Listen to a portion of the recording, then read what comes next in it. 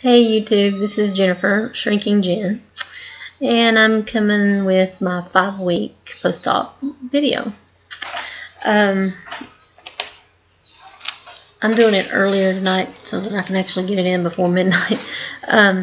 Last week, well, I'll start with my highest weight. My highest weight before surgery was 274, and last week my weight was 244, and this week my weight is 239.8, so that is a 4.2 pound weight loss since last week and a 34.2 pound weight loss altogether, which is great.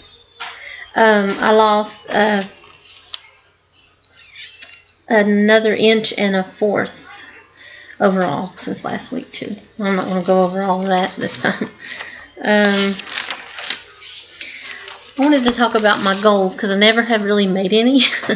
I have a goal weight that I want to be, which is 125 pounds. Some people say I'll never make it to that because I haven't been that weight since I was 17, but I think I can do it. I'm only 5 feet tall. So, okay. Here are some goals that I want to make. 50 pounds lost.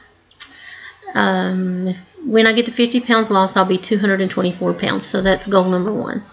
I want to make it to Wonderland, and also 75 pounds lost, which are both $199.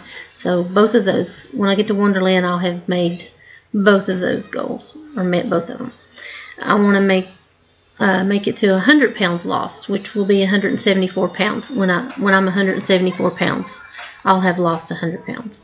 I want to lose 150 pounds, and I'll be 124 pounds when I do that, and that's close enough to 125 is my goal weight. So those are the goals that I have set for myself. As far as eating, I might be able to eat slightly more now on some days than I could at my last update. Maybe 1.5 ounces sometimes. Sometimes it's still only 1 ounce, and sometimes not even that.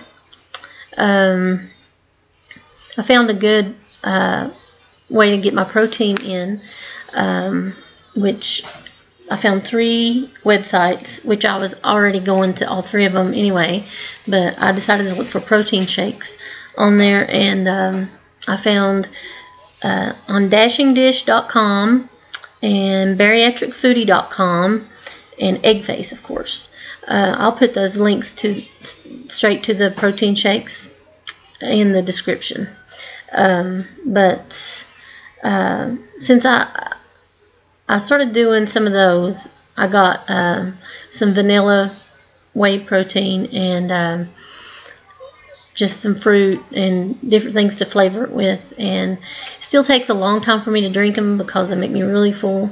But if I can drink a whole shake, you know, sometimes I only put a half a scoop of protein powder in because it seems like it makes it gritty and I'm less likely to drink it. But sometimes I put the whole thing in there, so it's a pretty good lot of protein if I make them the way they do. So and let's see, my body seems to be craving vegetables. It's not in my head, it's my body. It's like the other day I felt like I don't know, it's just I needed vegetables. So yesterday I had about 1/4 of it was more like a little bit less than 1 ounce of grilled chicken, and I put a little slice of tomato on top, and that was great. It tasted so good. And I had a little bit of broccoli and cheese, just a couple bites, maybe 3 or 4 bites of that, and that satisfied it. I don't know, I think my body was just craving, I don't know, it wasn't in my head, and it wasn't hunger, it was just like my body needed it or something, I don't know. But and it didn't hurt me, so I went to my regular doctor today for my thyroid, because I have hypothyroidism, but I haven't been taking my medicine in several months. And so I know that my weight loss will be better, which I'm happy with my weight loss, but everything would be better if I would just get my thyroid under control, because it affects a lot of things. And one of the things is I have been having heart flutters, and I've had those off and on through my whole life. I mean, I remember doing it as a teenager too, but it's just getting worse. And I thought it was caffeine that was making it worse, but I haven't had caffeine in a long time.